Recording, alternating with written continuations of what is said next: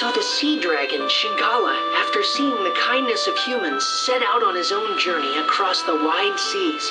Every year from that day, Shingala continued to bring lunastones to this shore, and when he did, he always looked for Pau. Shingala never for a moment forgot the special days that he spent with Pau. And then, 20 years later, thanks to the biggest load of lunastones ever brought by the new Shigura elder Shingala, the world's premier research center, the Lunatic Wisdom Laboratory, was finally completed.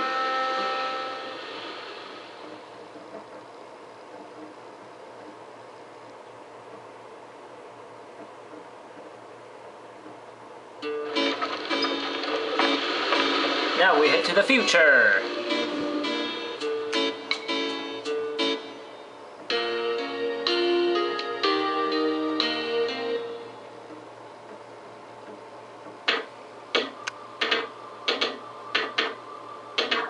You came at a good time. I've just finished my latest creation. Take a look.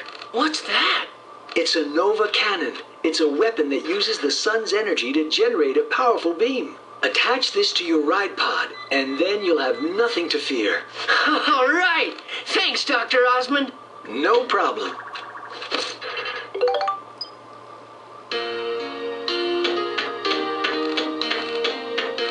Box!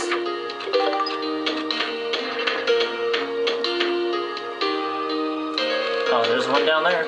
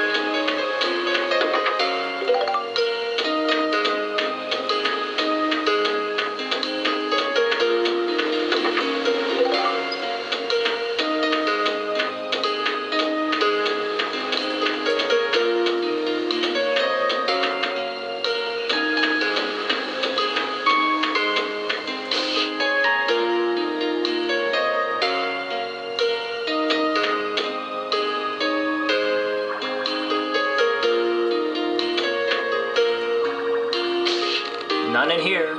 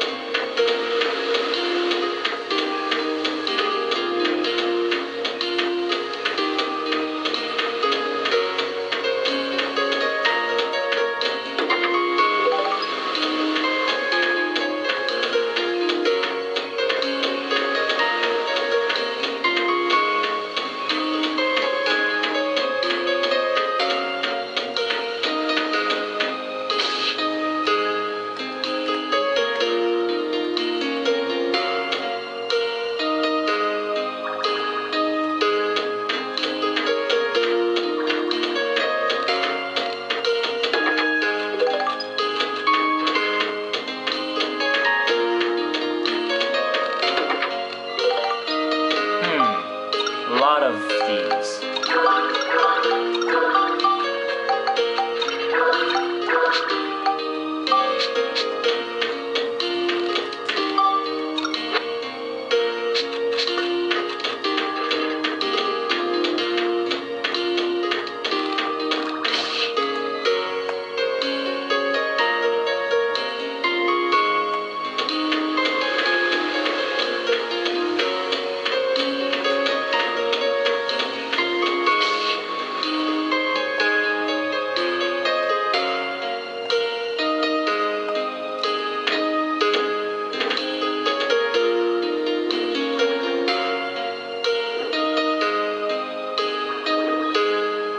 Just think of what I could make with all this. This is Lunatic Wisdom Laboratory, the greatest research facility in the world. This is the central lab, the biggest research room of them all. Hey, I bet they could make something to send us back 10,000 years. I bet you're right.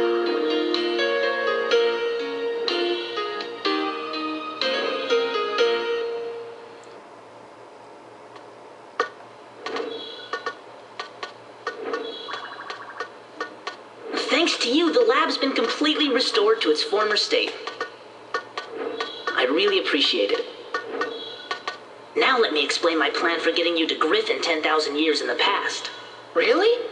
Sure, there's nothing this Luna lab can't do.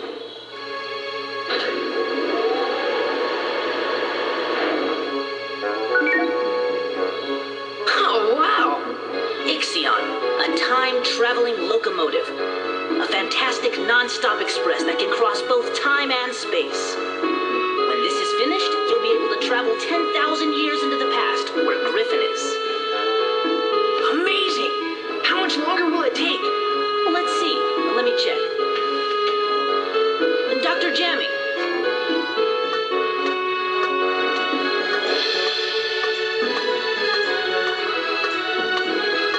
Jamming?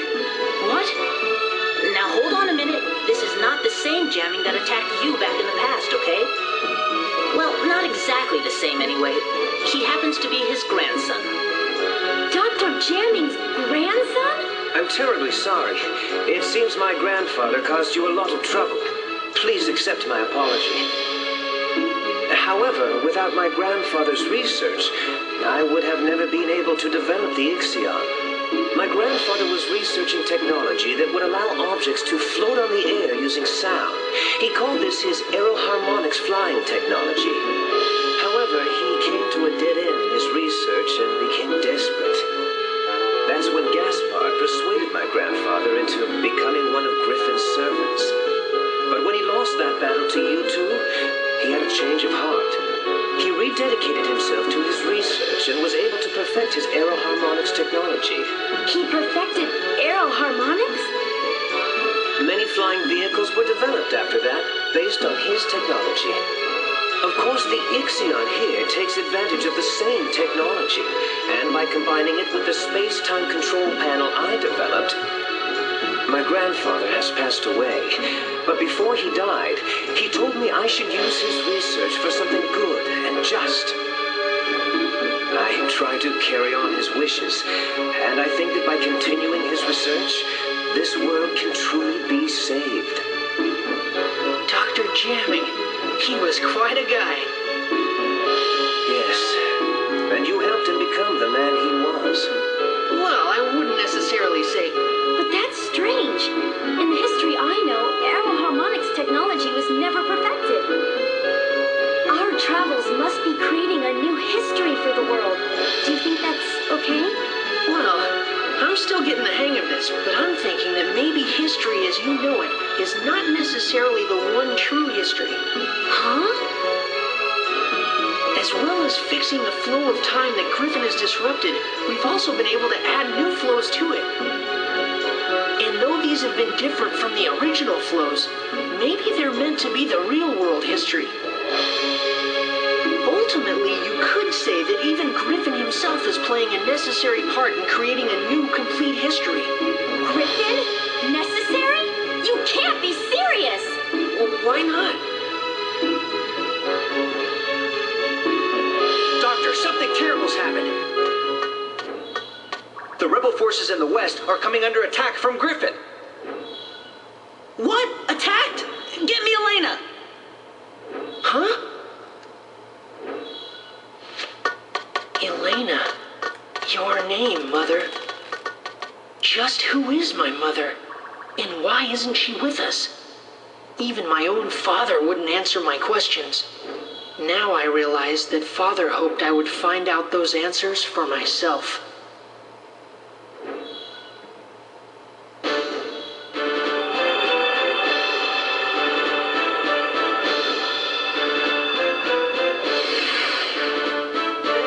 Doctor, this is Elena.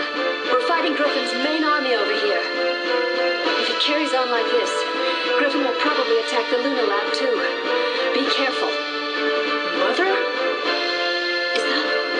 Is that Max? Yes. You mean this boy is Elena's... That's right. Max is Elena's son. Max, I'm sorry. I'll bet your father never told you what happened to me. That's right. But why? Max, we live in different worlds. What? It's all right, Max. I'll explain everything. I'll tell you why I couldn't go on living with you. But to explain that, I need to explain what's going on in this world now. What do you mean by that? I'm from the future, just like Monica. Our time has changed greatly because of the devastation caused by Emperor Griffin. We couldn't let Griffin get away with it, so the people of our time formed a rebel force to fight against him. But Griffin began to use the power of the stone. Stone? One of the fabled Atlamulia stones that possess great powers. Powers that can move the earth and control time. Griffin harnessed that power to rewrite history bit by bit. He turned on people and erased their very existence from history. Atlamulia are strange jewels with a will of their own. They choose their owners themselves. Legend has it that Atlamulia will only choose for their owners people of good heart. We don't know how Griffin has managed to get his hands on one of the Atlamulia, but the fact is, he can use the power of that stone, and for us to be able to fight him, we needed one too. 3 Atlamulia exist in the world. The first is the Sunstone, which Griffin possesses. The other 2 are the Moonstone, which emits a blue light, and the Earthstone, which emits a red light. Griffin tried to increase his powers by gaining possession of the remaining 2 Atlamulia, so he searched for the remaining 2 stones. First, we traced the owner of the Moonstone. That was Monica's father, King Raybrand. At first we thought we could inherit the Atlamulia from King Raybrand to help us in our fight against Griffin, but the stone wouldn't accept any one among us as its owner. And so, in the end, we were unable to get the stone. We guarded King Raybrand so that the stone would not fall into Griffin's hands. We decided to protect the person that the stone had chosen from the threat of Griffin. But Griffin was devious, and he assassinated King Raybrand. Griffin didn't get his hands on the stone, though. The stone refused to become Griffin's, and instead chose King Raybrand's daughter, Monica, as its new owner. That's how the second stone came to be Monica's. And so we looked for the last remaining Atlamulia, the Earthstone, but we couldn't find it, because it didn't exist in our time. According to the prophecy of the great sage, Crest, the Earthstone existed 115 years in the past. Its owner was a young boy called Gerald. We knew that Griffin would use his powers to travel through time and go back to Gerald's era looking for the stone. In order to protect the red Atlamulia, I traveled to Gerald's time, and I made it my job to protect him. But during the time I was with Gerald, I fell in love with him. And then, Max, you were born. The first 5 years of your life went by in a flash. But then I had to return to my own time, because the war against Griffin was intensifying. I said goodbye to you and Gerald, and I returned to my time. I haven't been able to see you since. My mother is from the future? That's right, and we're the ones that were chosen by these 2 Atlamulia. Alright, I'm gonna have to stop this. But, the time is gone, yeah.